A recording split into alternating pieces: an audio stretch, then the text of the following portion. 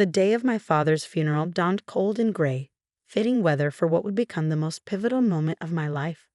I stood in front of the mirror adjusting my simple black dress, the best I could afford on a research assistant's salary, while my stepsister Vanessa's words from last night's wake echoed in my head. "God, Sarah, couldn't you at least pretend to dress appropriately? It's embarrassing enough having you here." My father, Dr. David Chen, brilliant scientist and family disappointment, according to my stepmother Isabella, had died suddenly of a heart attack in his small laboratory on the outskirts of the city. The same laboratory where he'd spent countless nights after being kicked out of the family mansion 5 years ago, when Isabella decided his obsession with failed experiments was too much to bear. The funeral was being held at the Chen family estate, a sprawling mansion that had once been my childhood home.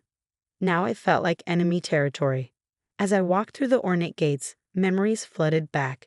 Dad teaching me chemistry in the kitchen, conducting experiments with baking soda and vinegar, his eyes lighting up when I asked questions about his research. "Well, look who decided to show up," Isabella's voice cut through my reverie. She stood at the top of the marble stairs, a vision in designer black, her perfectly manicured hand resting on the banister. Next to her, my stepsister Vanessa smirked, both of them looking more like they were attending a fashion show than a funeral. "It's my father's funeral," I replied quietly. "Of course I'm here." "Ah yes, your father." Isabella's lips curved into a cold smile. "The brilliant Dr. Chen, who chose his precious experiments over his family's reputation. Tell me, Sarah, did he ever manage to create anything worthwhile in that rusty lab of his? Or did he die as he lived, a failure?" I felt my hands clench into fists, but kept my voice steady. "My father was not a failure." "Really?" Vanessa chimed in, her diamond earrings catching the light. "Is that why he was living in that disgusting little lab while we maintained the family's social standing?" "Face it, Sarah, he was an embarrassment, just like you." The funeral service was torture.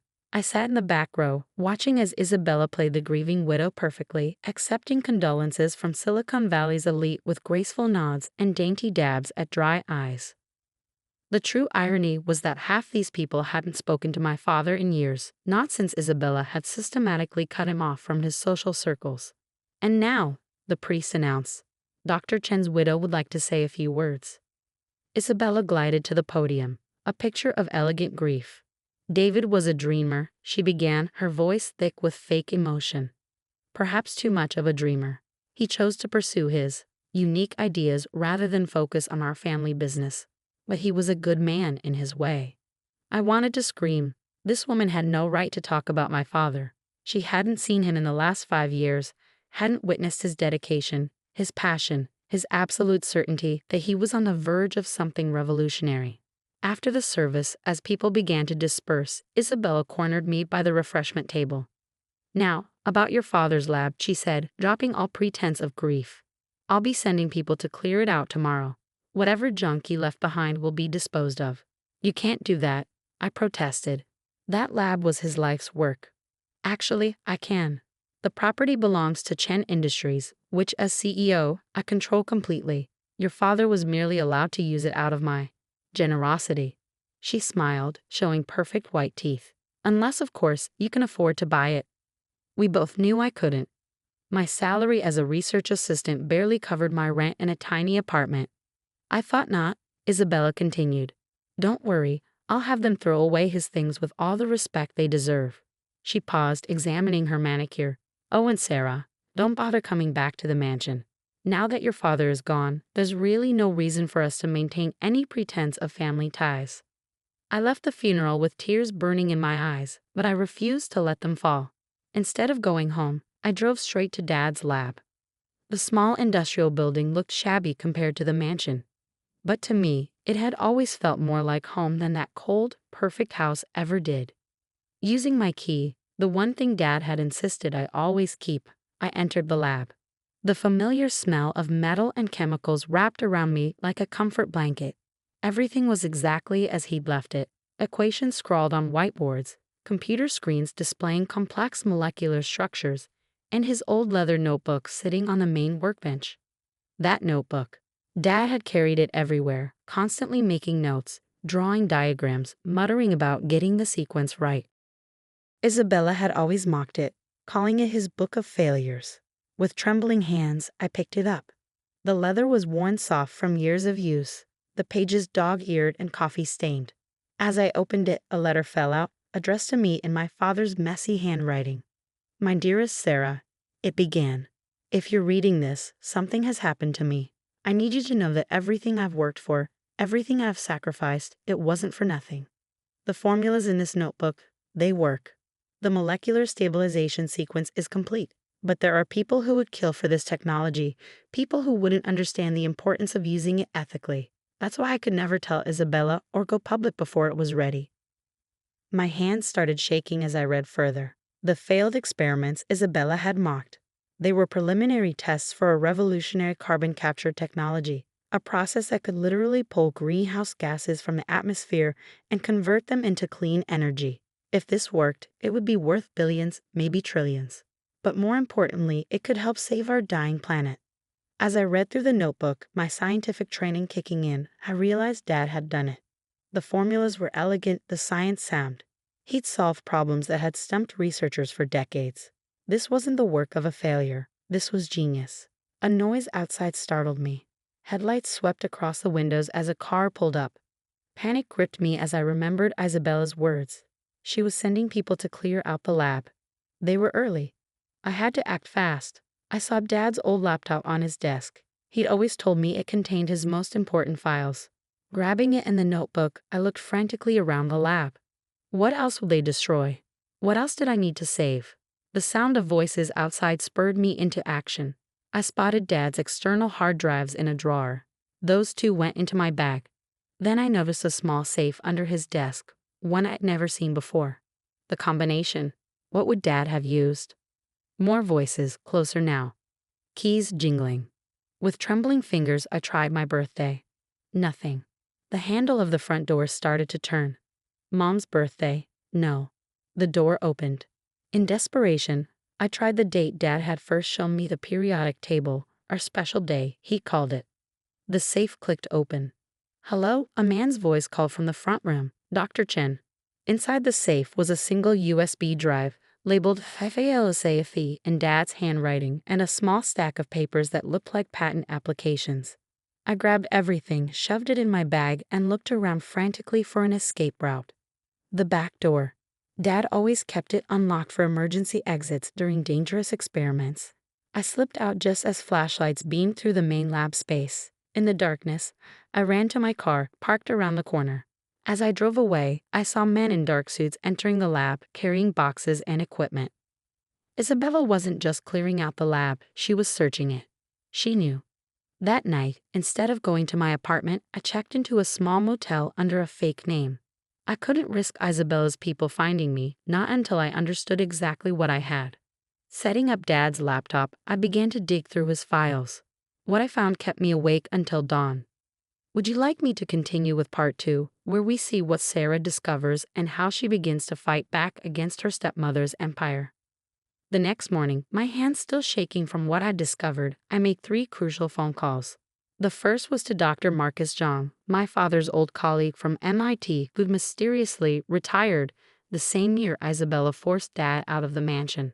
The second was to Maya Patel, my best friend from graduate school who now ran a prestigious environmental law firm.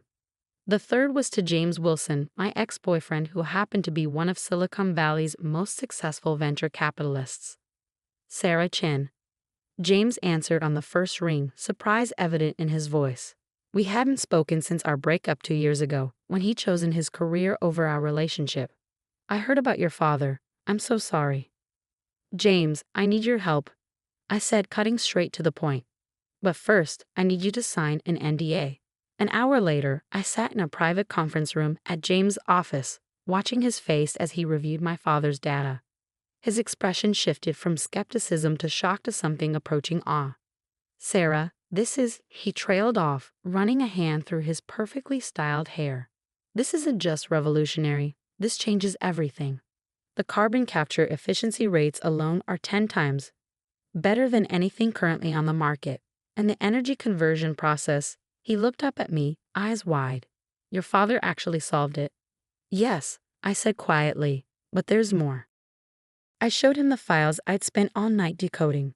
Dad hadn't just developed the technology, he'd documented every attempt Isabella and Chen Industries had made to steal his research over the past 5 years. Email threads, recorded conversations, surveillance footage, he kept everything. She tried to force him to hand over the patents, I explained, pulling up a particularly damning email chain. When he refused, she started spreading rumors about his mental stability, cut off his funding, and eventually kicked him out. But she never stopped trying to get her hands on his research. James whistled low. This is corporate espionage. Serious stuff. He paused, studying me. What do you need from me? Investment capital. Enough to set up a new company and fast-track the development. Maya's already working on securing the patents in my name. Dad had filed the preliminary paperwork before he died. But we need to move quickly, before Isabella realizes what she's lost. Before James could respond, my phone buzzed. A text from Maya, 911. Turn on CNBC now. James grabbed the remote, switching on the conference room's wall-mounted TV. Isabella's perfectly composed face filled the screen as she stood at a podium in front of Chen Industries headquarters. It is with great pride that I announce Chen Industries' breakthrough in carbon capture technology, she was saying, her voice smooth as silk. My late husband's final project has yielded remarkable results, and we expect to begin implementation within the month. My blood ran cold. She was trying to claim Dad's research as her own. That's why they were searching the lab, I whispered. They're going to try to recreate his work. James's phone chirped. Chen Industries' stock was already soaring on the announcement, but I noticed something in Isabella's press conference, something that made me lean forward. The molecular stabilization sequence, she was explaining to the reporters, allows for unprecedented carbon capture rates. But her description was wrong. Completely wrong. They didn't have Dad's real research. They had whatever fragmentary notes they found in the lab, and they were bluffing. My phone rang. Dr. John. I saw the press conference, he said without preamble. She's desperate, Sarah. Chen Industries is in trouble. They've been covering up massive losses for years, using creative accounting to hide their failed projects. Your father knew. That's why Isabella wanted his research so badly. She needs a win to keep the company afloat. A plan began forming in my mind. Dr. Zhang, how quickly can you put together a research team? For David's daughter, give me 48 hours. The next 2 weeks were a blur of activity. While Isabella basked in the media attention, we worked in secret. James secured us lab space in an unmarked facility outside the city. Maya filed patents and trademarks under a series of shell companies to avoid detection. Dr. Zhang assembled a team of brilliant scientists who'd all been pushed out of Chen Industries over the years. But we had a problem. While we had Dad's research, we needed proof that Isabella had actively tried to steal it. The evidence on Dad's laptop wasn't enough. We needed recent documentation of their corporate espionage. That's when Vanessa's greed proved useful. My stepsister called me out of the blue, her voice syrupy sweet. Sarah, darling, I've been thinking about how awful we've been to you. Let me make it up to you over lunch. I knew it was a trap, but I accepted it anyway. The restaurant she chose screamed old money, all dark wood and crystal chandeliers. Vanessa was already there, wearing what probably cost more than my yearly salary. I feel terrible about how things ended at the funeral, she began, signaling for wine. And I want to help you. Help me? Of course. I know things must be difficult for you now, financially speaking. And well, she leaned forward conspiratorially. I know you have something Mother wants. Something from your father's lab? Ah, there it was. If you help us recreate your father's research, Mother's willing to be very generous. 7 figures generous. I took a sip of wine, buying time. And if I refuse? Vanessa's smile turned sharp. Don't be difficult, Sarah. Mother always gets what she wants, one way or another. What she didn't know was that I was recording every word. That afternoon, I met with Maya to review the recording. It's good, she said, but we need more. We need proof that Isabella knows her announcement was false. I might be able to help with that, a quiet voice said from the doorway. We turned to find Lisa, Isabella's personal assistant, standing there nervously. I've worked for Mrs. Chen for 10 years, she continued.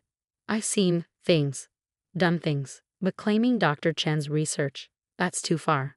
I have documents, internal memos, emails, recordings of meetings where she explicitly discusses stealing his work. Maya's eyes lit up. Would you be willing to testify? Lisa nodded. Dr. Chen was kind to me. He deserved better. The pieces were falling into place, but we had to move fast. Chen Industries was already accepting pre-orders for their non-existent carbon capture technology. They'd announced a demonstration for major investors in 1 week. It was time to spring our trap. Are you sure about this? James asked as we prepared for the final phase. Once we do this, there's no going back. I thought about my father working alone in his lab, refusing to give up his principles even when it cost him everything.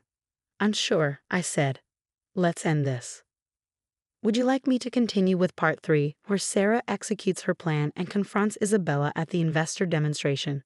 The day of Chen Industries' big demonstration dawned bright and clear. The company had rented out San Francisco's most prestigious convention center, and the media presence was overwhelming. News vans lined the street, reporters jostling for position as the world's most powerful investors arrived. I watched the live stream from our own facility, where Dr. Zhang and our team were making final adjustments to the real carbon capture prototype. We'd worked around the clock for 2 weeks, fueled by coffee and determination to bring my father's vision to life. Everything's ready, James said, adjusting his tie. As planned, he was attending the demonstration as a potential investor. Maya's team is in position, and the SEC agents are standing by. I nodded, checking my phone. A text from Lisa. She's nervous. Been practicing her speech all morning. Keeps changing the technical details. Of course she was nervous. Isabella was about to attempt explaining technology she didn't actually have. Mrs. Chen, a reporter's voice came through the live stream. Your company's stock has risen 300% since announcing this breakthrough. What do you say to skeptics who claim the technology isn't possible? Isabella's laugh tinkled like breaking glass. I say wait until the demonstration. My late husband's genius will speak for itself. I felt my blood boil at her casual appropriation of Dad's work, but I forced myself to stay calm. Everything depended on timing. At exactly 2 p.m., Isabella took the stage. The convention center was packed with investors, media, and tech industry elite. Vanessa sat in the front row, looking smug. Ladies and gentlemen, Isabella began. Today marks a historic moment in the fight against climate change. Chen Industries' revolutionary carbon capture technology will transform our world. She launched into her presentation, and I had to admire her acting skills. She spoke confidently about molecular bonds and energy conversion rates, delivering the carefully memorized script flawlessly. But I could see the panic in her eyes when questions started coming from the audience. Could you explain the stabilization process in more detail? One scientist asked. Isabella's smile flickered. Of course. The process involves specialized molecular sequencing. But how do you prevent degradation during the conversion phase? Another expert pressed. Our proprietary technology, Isabella started, but she was floundering. That's when James stood up. Perhaps a demonstration would be more convincing. Isabella's relief was palpable. Yes, absolutely. If you'll direct your attention to the main chamber. The massive machine behind her hummed to life. It was impressive looking, I had to give them that, all gleaming metal and pulsing lights. But I knew it was just for show. As you can see, Isabella continued, the carbon dioxide is being extracted from the air and converted to. The machine made a horrible grinding sound, then sparked dramatically. Emergency alarms began blaring. Minor technical difficulty, Isabella assured the murmuring crowd. Our engineers will.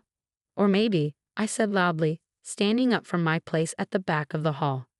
The machine doesn't work because you stole incomplete research and tried to recreate technology you don't understand. The room fell silent. Isabella's face went pale as I walked toward the stage. Sarah, she hissed, what are you doing here? Isn't it obvious, Mother? I continued, my voice carrying in the quiet room. I'm here to demonstrate my father's actual technology. Security. Vanessa shouted, but before anyone could move, the convention center's doors opened. Maya strode in, followed by a team of FBI agents and SEC officials. Isabella Chen, she announced, you're under investigation for corporate fraud, espionage, and securities manipulation. This is ridiculous, Isabella sputtered. I have proof. Documents. Forged documents, Lisa said, stepping forward. I should know. You made me create them.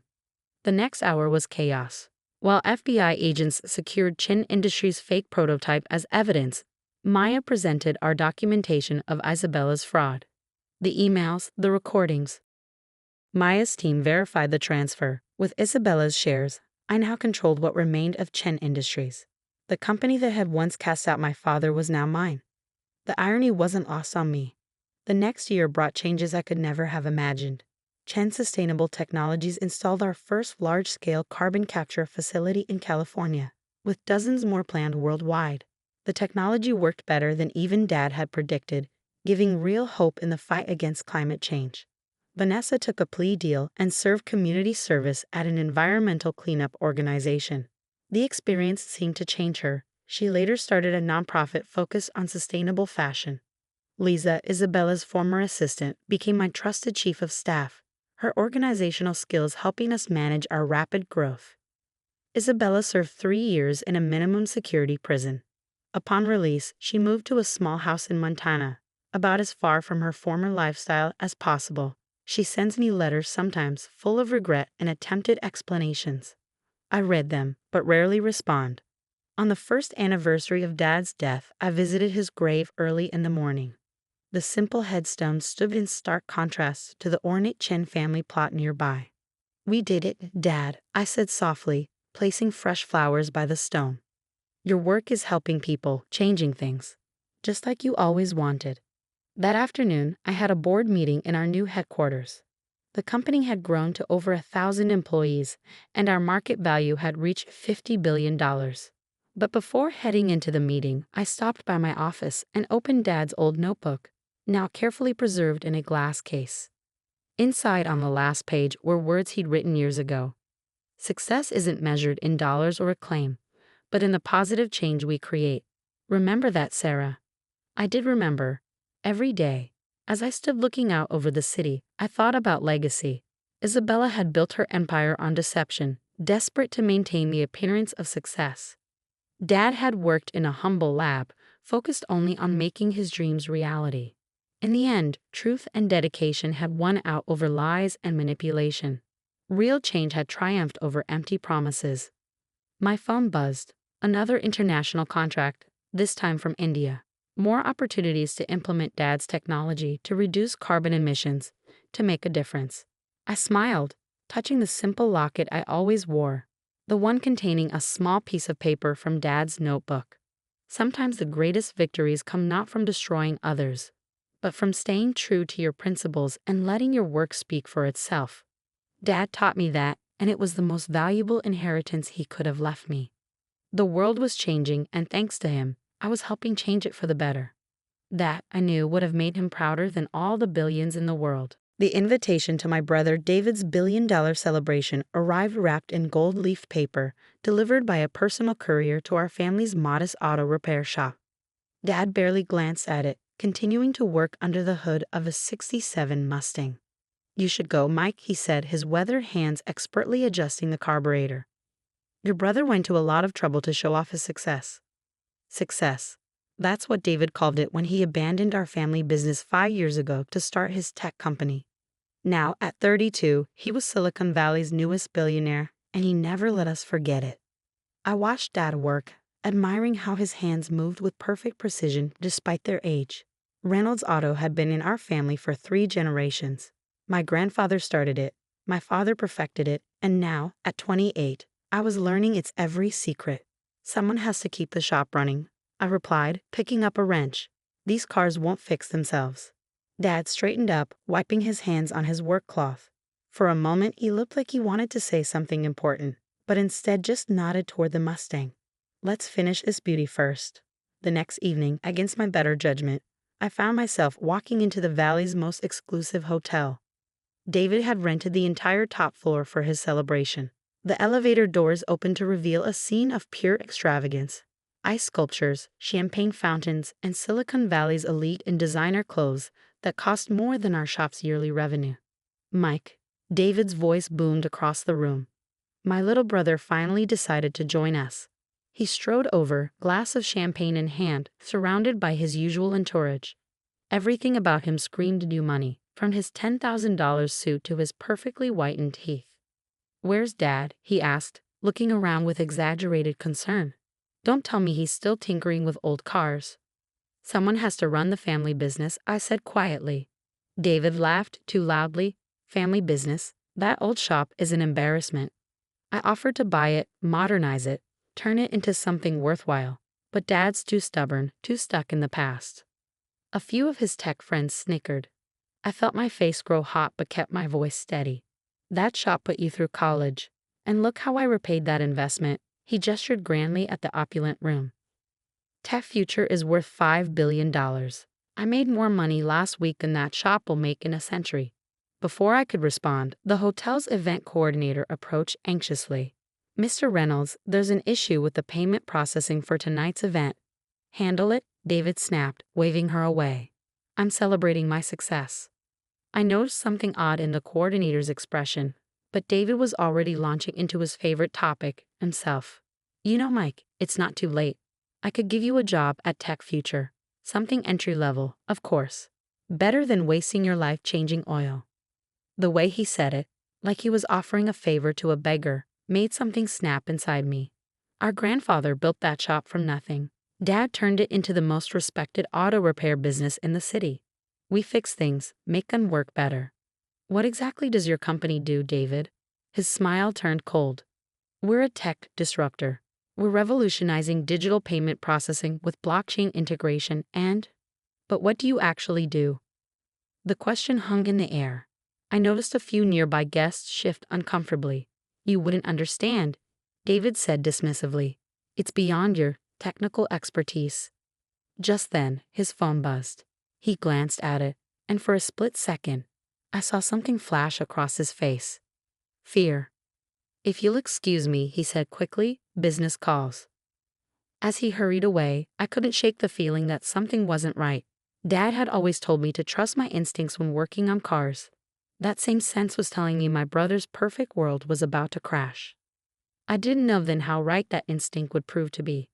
The next morning, I arrived at the shop early, as usual. Dad was already there, reading something on his ancient computer with an intensity I'd never seen before. "Tech Future's stock is crashing," he said without looking up. "Down 80% in pre-market trading. The SEC has suspended all trading." Before I could process this, the shop's phone started ringing. It was David. "Mike," his voice was frantic. "Is Dad there? I need to talk to him. Now." I handed the phone to Dad, watching his face as he listened. His expression remained calm, but his eyes hardened. "No, David," he said finally. "I won't sell the shop to cover your margins. Not today, not ever." He paused, listening. "You made your choices. Now you have to face them." He hung up, and almost immediately, my phone lit up with breaking news alerts. "Tech Future CEO under investigation for massive fraud," screamed the headlines. "Payment processing scheme exposed," declared another. "Dad," I started, but he was already walking toward his office, a small room in the back of the shop that I'd rarely been allowed to enter. "It's time," he said simply. "Come with me." The office looked the same as always. Worn desk, filing cabinets, framed photos of classic cars. But Dad went straight to an old painting of a Shelby Cobra, removing it to reveal a safe I'd never known existed. "Your brother chose flash over substance," Dad said as he worked the combination. "He wanted millions without understanding value. But your grandfather, he understood real value." The safe opened with a click. Inside wasn't much. Some old papers, a leather notebook, and a small metal box. "Know what these are?" Dad asked, carefully lifting out the papers. I looked closer and felt my breath catch. They were patents, dozens of them. All in my grandfather's name. "Every major auto manufacturer in the world uses these designs," Dad explained. "The transmission synchronization system, that was your grandfather's. The adaptive fuel injection process, his too. He never sold the patents, just licensed them. Been generating royalties for 40 years. My hands shook as I read through the documents. The numbers were staggering. "But the shop, we live so modestly." Dad smiled. "The shop is real. The work we do here is real. That matters more than money. But make no mistake, Reynolds Auto isn't just an auto repair shop. It's the headquarters of Reynolds Engineering Holdings, worth about $12 billion as of this morning. I had to sit down. David, does he know? David never asked, never cared to learn about the family business, too busy chasing quick millions to notice the billions right under his nose. Just then, my phone buzzed again. Another news alert: Tech Future CEO David Reynolds arrested for securities fraud. Dad picked up the leather notebook. Your grandfather wrote everything down: his designs, his philosophy, his plans for the future. I've added my own notes over the years. It's time you started doing the same. Why now? I managed to ask. Because you were ready. You stayed, you learned, you respected the work. Just like I did with my father. He handed me the notebook. There's more. A lot more. But first, I think your brother might need a reminder about what real value looks like. The media circus outside David's downtown office building was in full swing when Dad and I arrived. Reporters swarmed, cameras flashed, and security guards struggled to maintain order. Through the glass doors, I could see federal agents boxing up documents and hard drives. Mr. Reynolds, a reporter recognized Dad. Your son David is accused of orchestrating a $4 billion fraud scheme. Any comment? Dad walked past them without a word, his worn work boots clicking against the marble lobby floor. The FBI agent in charge straightened when he saw us. Mr. Reynolds, he said respectfully, we've been trying to reach you. Had some cars to fix first, Dad replied calmly. Where's my son? They led us to what used to be David's corner office, the space that had once showcased his ego. All chrome and glass and modern art, now felt hollow.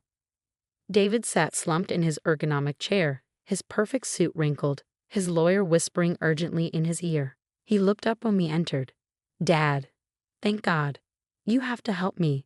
The shop, we can sell it. Use the money for bail. My lawyer says. Be quiet, David, Dad said quietly, but with enough authority that the room fell silent. He pulled out an old folding chair from the corner, the kind we kept in the shop's waiting room, and sat down. You want to know why I wouldn't sell the shop? Dad continued. Why I never cared about your fancy offices and billion-dollar valuations. He reached into his worn leather jacket and pulled out a document, one of the patents from the safe. David's lawyer's eyes widened as he read it. Mr. Reynolds, the lawyer interrupted, this patent. The licensing rights alone would be worth more than Tech Future ever was. Dad finished, even before we knew it was built on fraud. David snatched the document, his hands shaking as he read. This is grandfather's, but this means all these years, Dad said, while you were chasing paper wealth, our family already had what mattered. Not just money, though yes, Reynolds Engineering Holdings is worth billions, but purpose, legacy, real innovation that makes the world better. Why didn't you tell me? David's voice cracked. You never asked, never spent time in the shop, never wanted to learn. Dad stood up. You wanted shortcuts to success, David. There aren't any. The FBI agent cleared his throat. Mr. Reynolds, about the charges. My son will cooperate fully, Dad said. He'll face the consequences of his actions. He turned to David. But after that, if you're ready to learn, really learn, the shop will still be there. David's lawyer jumped in. Actually, about the shop. Given these patents, perhaps we could negotiate a deal with the prosecutors. The shop, Dad cut him off, isn't for sale. Never was. Never will be. He headed for the door, then paused. Oh, and David. That Mustang you used to love driving in high school? I just finished restoring it. When you're ready to understand what real value is, come by the shop. We'll talk. As we left, I saw David's reflection in the glass walls, tears streaming down his face as he watched us walk away. For the first time since he left the family business, he looked young again. Lost. Outside, the reporters were still shouting questions, but now they had new ones. Mr. Reynolds. Sources say Reynolds Engineering Holdings owns crucial automotive patents. Is it true your company is worth more than Tech Future ever was? Dad kept walking, but I noticed him smile slightly as he heard one reporter say to another, wait, the auto shop guy is the real billionaire? 6 months later, I sat at Dad's old desk, now my desk, reviewing the latest licensing agreements from Toyota. The shop was still busy as ever, the familiar sounds of wrenches and engines creating their own kind of music. But things were different now. The safe behind the Cobra painting stood open, grandfather's notebook resting on my desk next to modern patent applications. I'd spent months studying his designs, understanding not just the mechanics but the philosophy behind them. Each innovation wasn't just about making money. It was about making vehicles safer, more efficient, better for the world. David's trial had ended with a plea deal, 5 years in a minimum security prison and full restitution to his investors. But that wasn't the end of his story. Mike, Lisa, our front desk manager, poked her head in. He's here again. I looked through my office window to see David standing in the shop's waiting room. No designer suit today, just jeans and a worn t-shirt. He'd been coming by every Saturday for the past month, ever since the judge approved his pre-imprisonment work release program. The transmission on the Gibson family's Volkswagen needs checking, I said, watching him shift nervously. Tell him to start there. David had started at the very bottom, cleaning floors, organizing tools, learning the basics. Just like grandfather had made Dad start, like Dad had made me start. No shortcuts this time. I picked up my phone to call Dad, who was at a meeting with German engineers about implementing grandfather's latest fuel efficiency design. How's he doing? Dad asked, knowing why I was calling. Better, I replied, watching David carefully inspect the Volkswagen's transmission. He's actually listening now. Learning. Good, Dad said softly. Your grandfather would be proud. Later that afternoon, I found David sitting in front of the Mustang, his old high school car that Dad had restored. I was such an idiot, he said without looking up. All those years chasing fake success, trying to prove I was better than this place. I never understood what we really had here. I sat down beside him. You understand now. He nodded, running his hand along the car's perfectly restored fender. Every car that comes in here, we make it better. Every design in grandfather's notebook, it makes things better. It's not about money, it's about making something real. Think you're ready to learn more? David looked up, hope flickering in his eyes. You teach me? After everything. I pulled out grandfather's notebook. Family legacy isn't just about inheritance, David. It's about understanding value, real value. That evening, after the shop closed, 3 generations of Reynolds men sat in the back office. Dad had come back early from his meeting, bringing with him the signed contracts for our new electric vehicle charging system. Grandfather's last design, which I had finally figured out how to implement. David sat quietly as Dad explained how grandfather had built everything, how each patent was designed to make vehicles safer, more efficient, more accessible, how the billions in licensing fees were just a side effect of doing good work. I made engines talk, David said suddenly, making us both look at him. Before Tech Future became about stock prices and impressing investors, I actually created something real, software that could diagnose engine problems just by listening to them. But I abandoned it because it wasn't flashy enough. Dad smiled. Grandfather would have loved that idea. It's not too late, I added. The shop could use a good diagnostic system.